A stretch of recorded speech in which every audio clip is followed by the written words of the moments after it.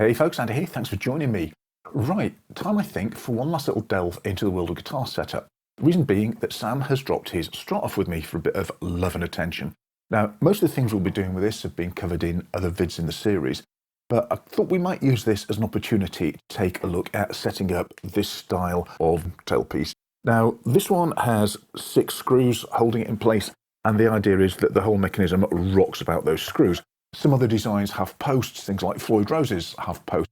So any of those where you've got a balance between string tension on the top and spring tension underneath, this applies to. It doesn't apply to things like Bigsby's or Kahler's or any of the other fancy mechanisms that are out there. We need to look at those as a separate issue, and as I don't have any guitars here that have those systems, I think I'm going to have to look elsewhere for that. But for this kind of balance system, there are a few things that go into getting it right, and then there are a few things that you can decide how you want it to be. So let's have a look at those. So here we go. Here's a guitar made in Mexico Strat. It's got the traditional Fender vibrato tailpiece held on with 6 crosshead screws. When this design was painted, it was painted as a tremolo tailpiece. That's why we call them trems. So vibrato trem, for this purpose, it's the same thing. It's got the original style bent steel saddles, a bent steel vibrato arm that screws into the block.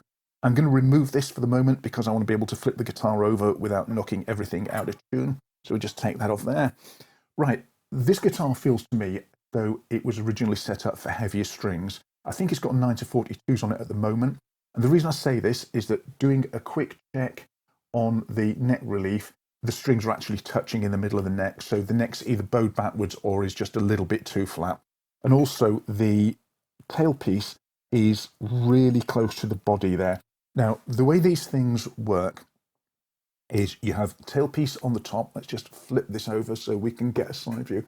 So we have the tailpiece here with the strings pulling this way. It pivots around this point here where the underside of this plate is curved to give a radius. It's held down by these screws, and on the back under this plate, which we'll remove in a moment, there are a set of springs that are pulling in that direction. So we're pivoting around here, pulling with string tension this way and spring tension at the back, and the whole thing balanced. Now, you can set these things up if you wind the springs in all the way. Let's flip it over, take this back plate off. There you can see we've got, that is the trem block. So that is attached to this plate. We've got the springs. We've got the hooks that the springs go onto the claw. This is screwed in with, and they always seem to do this. It seems like a horrible thing to do, with countersink screws going up against a flat metal plate that's not countersunk. Seems like a really horrible way to do things, but virtually everybody does it. And these screws go into the body of the guitar that way. And the adjustment on the trem is simply made by taking a screwdriver and winding these screws in or out. As you wind them in, it puts more tension on these springs, which pulls this block forward. And as that block goes forward, it pulls the trem back on the plate. If you slacken these springs, it enables this block to move backwards. And as the block moves backwards, the trem plate lifts and the strings, A, get higher, and B, get more pullback on the trem. So it really is all about balancing string versus spring tension. Now, you can also adjust string tension by putting more or less springs in, and you can adjust the tension by changing which of these little hooks they go onto. If they go on flat, they get slightly less. If they go on angled, they've got slightly more. Now, when you are balancing a trem for play, you've got a couple of things to consider. And one of those things is that if you play 2 strings together, let's say we're doing this, and if we bend a string, you can see that this plate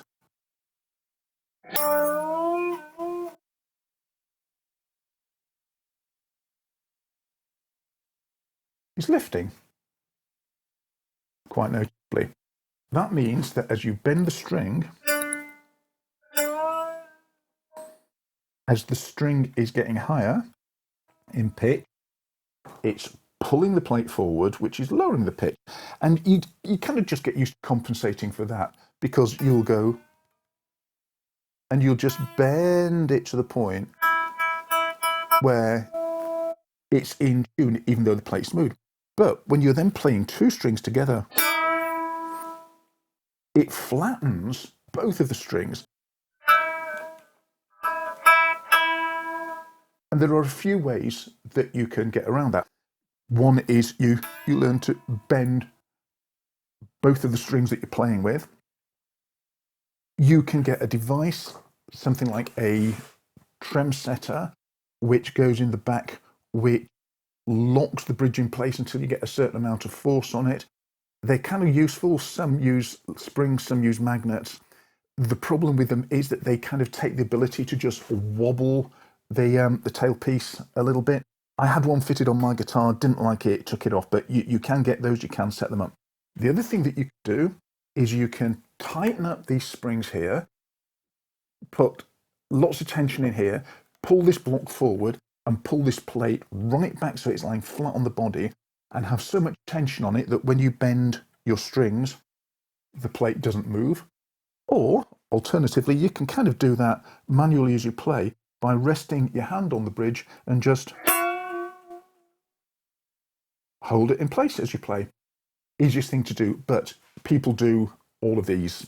Now, if you pull the plate right back and put enough tension on there that it's not going to move, it means that you can only drop the pitch. You don't have any pullback, so it becomes a one-way trem system and it's not floating at that point. But it also means that if you break a string, reducing the tension, pulling the bridge forwards, you've got enough tension at the back to keep it locked so your guitar will stay in tune. If you break a string on a guitar that floats, everything just goes, it goes horribly out of tune because there's not enough tension then to balance. The bridge plate pulls back and the whole guitar goes horribly sharp, and that's really difficult to work around. So that's sort of how that mechanism works. Now, the other thing to notice is that if you take this plate, if you angle it upwards, it actually changes slightly the height of these saddles. Now, in a perfect world, the curve on these saddles is such that as the string rolls, as the bridge plate lifts up, that the string simply rolls around that, and that is what would stop it from dragging, snagging, and going out of tune. So we are going to, well, first of all, I'm going to get this set up. Now, the way that I like to set a floating trem, you can do a number of different things based on the amount of pull-up that you get. A fairly nice sort of standard, and I think it might be what Fender actually recommends, is that if you take the G the G string, yeah, the G, and then you set this plate so that as you push it all the way back to the body, you get a minor third, so that would go up to a B flat. This is going up to a flat A. So what I'm going to do is I'm going to, first of all, wind in the springs a little bit at the back. Well, restring it, stretch the strings out, and then slacken these screws at the back. That's going to give us a little bit less tension on the springs, which means that this plate will lift up. It'll knock the whole guitar out of tune. I'll reach the guitar, and we'll go through the exercise until I've got a minor third pull up on that tailpiece. Once we've got that, I will see what the string height is looking like. As the string height lifts, it changes the leverage on the neck. I'll see what the neck relief looks like, and we'll take it from there. So bear with me. For workshop purposes, you probably do want to be doing this with a tuner that's a bit more accurate than a clip-on, but for the sake of doing this with a video and not tripping over leads everywhere, it's good enough for rock and roll, and I'll check it out after the camera's off. Hey, that's actually, I can't believe it, that's actually pretty much there. So that is what the angle is looking like, and you can see it's the amount that this is up. Now, what I will tend to do is on all my guitars, I'll stick a steel rule against that and just make a note of what that measurement is, because it makes it a little bit easier to get back into place. These screws, they're there to hold the bridge to stop it going forwards, but also this plate going to pivot about a point just under here. So if these screws are fastened down super ultra tight, then the head of the screw resting against this plate is going to snag. So this is actually not too bad. What you will typically do, and what a lot of people will do, take these outer screws and with the thing at tension, just screw these down to the point where they're just touching the plate, and then back the 4 inner screws off a little bit so that they're still providing tension against that movement in that direction, but they're not snagging on the plate. Got any burrs on these saddles, just smooth them and file them off. Perhaps just add a double loop. Check the intonation. And that's it. That's how you set your floating trem. If the bar, when you've got the bar in, is too wobbly, some bridges have a push-in, some have a locking nut. The traditional old-style one just has a screw thread. You might decide that you want to have the bar like that, and it just flops about as you play. Or you may decide that you actually want to nip it up and have it stay in place. You usually get that degree of movement on it. If you want a little bit more tension and you don't want to sort of push the arm all the way around and you still want to be able to move it, a little spring or a little bit of rubber tubing popped down in that hole will press up against the end of the bar and just nick it into place. Now, you often will find that the bar rocks unless you've got something which has got like little PTFE or plastic rings around it to take that slack out.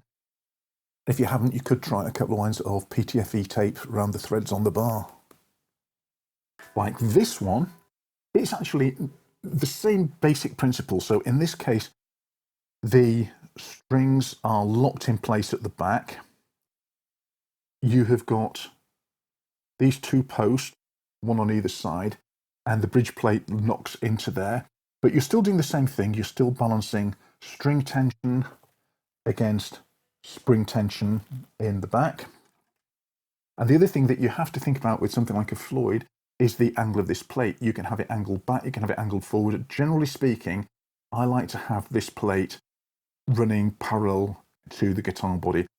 That gives you a nice degree of pull-up when you've got a decent action.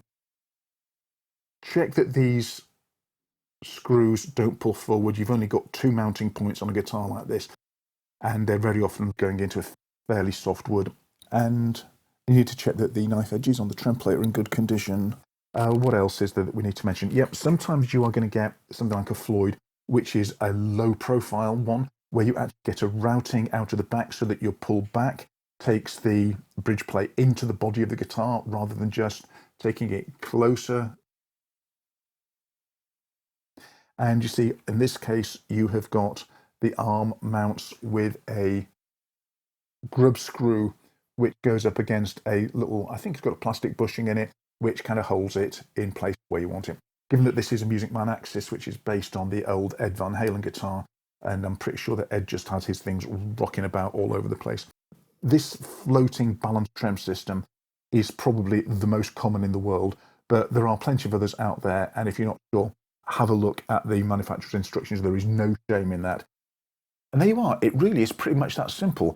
Once we get our heads around the fact that all we're really doing is balancing the tension of the strings against the tension of the springs around a fulcrum, that's it. You've got everything that you need to do. A few little details that go into getting the guitar to play just the way you want it to, but it's not that difficult, so do not be afraid to have a go at this.